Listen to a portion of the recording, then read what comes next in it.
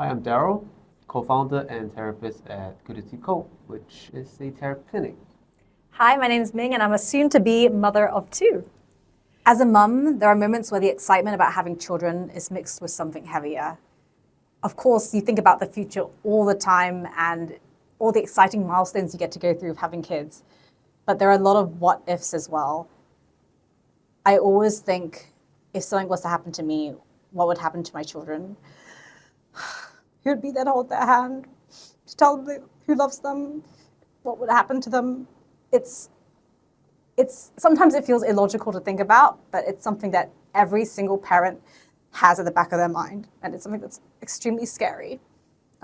Which is why I wanted to have this conversation today, basically to open up about real fears that parents have and to know what to do about it. Because a lot of the time, sometimes these thoughts are just too scary and we push them to the back of our minds, but they're always there. And I feel like if we can know how to prepare for them properly, we can give our kids the best shot at having a really wonderful life if anything was to happen.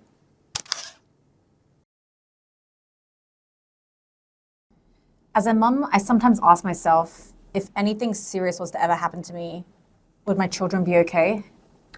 No, Ming, you're not alone with that thought.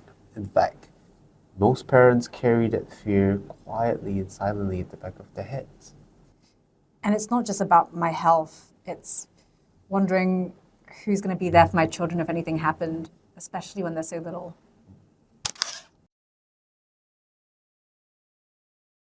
For parents, especially those with young children, falling sick actually brings about a fear in two different parts.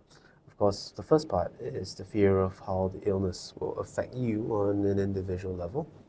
And there's another part where it's a deeper kind of fear, the fear of what is going to happen to my child if something really would have happened to me.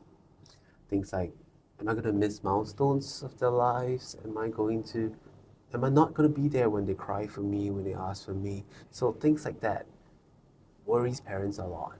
And it's something that we cannot control. So our minds, as a defense mechanism, sometimes shoves all these things that we can't control, these fears we can control, to the back of our head. I literally do that all the time. I feel like me and most parents I know, we always think of the worst case scenario, but then when it really comes to it, we'd rather just push everything heavy to the back of our minds and just shut it out. Yeah, precisely. So the thing about this is not to push it away, but to confront it. When you start looking at it and you start preparing for it, you make preparations around your fear, and that way you can leave space to be the best for your child. I think if a parent was to get cancer, the biggest worry would actually be the emotional toll that would put on their children. Yeah, definitely. As young children, the way that they process information is more often by magical thinking. So they would probably think their actions or something they have done have caused their mom to fall sick. So in their head, they'll be thinking, oh, because I did not listen to mommy, that's why mommy is sick. So there's a lot of blame that they put themselves because that's how they process information. That's just so sad though. Like the last thing you'd want is for your kid to feel guilty or it's their fault if your parents or something was to happen to them. That's really sad. So with that, it's very important that parents help them to reassure them, constantly reassure them, and create routines that are predictable for them. So things like talking to them and helping them understand what mom is going through.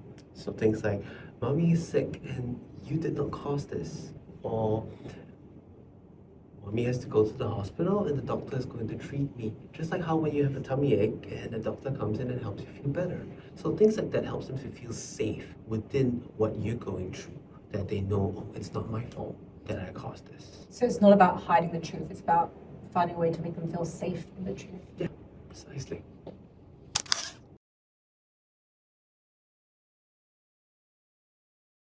I've sadly seen a lot of friends go through this where the illness is already so hard on them.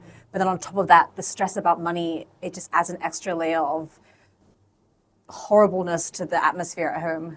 Of course, it's really common because having financial uncertainty when it comes to dealing with illness creates a background tension at home. even though parents might think it's just between adults, but it changes the way that each parent speak to each other. Patients might be shortened, or they might be using tones that are not really nice with each other. And all of these things create a really tense environment at home, right? Even though children don't say it, they definitely feel it. So for younger children, this manifests in behaviors such as wetting the bed, or throwing a little bit more tantrums, or becoming a little bit more clingy to one particular parent or two, right? For older kids, you get them becoming more withdrawn. They might not want to speak as much. They might not want to share as much to their parents anymore because they don't want to add on to their burdens in their world. That's how they see it. So it's a really common thing that happens. So being financially prepared would really, really help take the pressure off for that. Oh, for sure. If a family unit dealing with an illness is more financially prepared when it comes to dealing with something like that, it takes away the worry, the financial worry, leaving them space to really be there and present to recover, as well as to be an emotional support to the children. So really, it's not about predicting illness, it's about preparing our kids emotionally. Exactly. Having age-appropriate conversations about the illness with your children can be really reassuring to them. Now, even though kids, young children especially, they don't talk about it because they might not have the emotional capacity to be able to verbalize how they feel and what they're fearful of, but often it manifests in a lot of different behaviors, right? And like we said earlier, it can come out in tantrums throwing, or being a lot more clingy and wetting the bed and all these kind of behaviors. So you need to be able to have age-appropriate conversations with them about the illness that you're going through.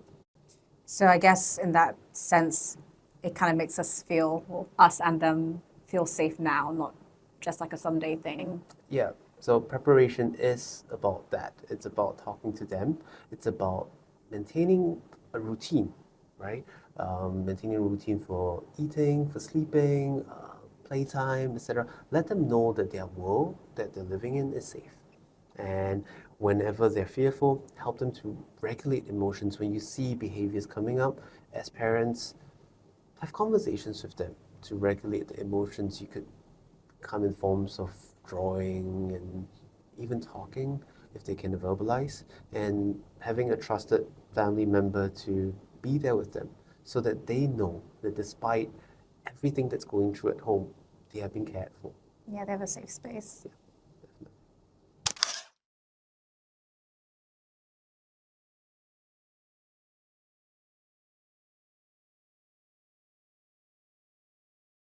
Life is unpredictable, and illness can strike at any time.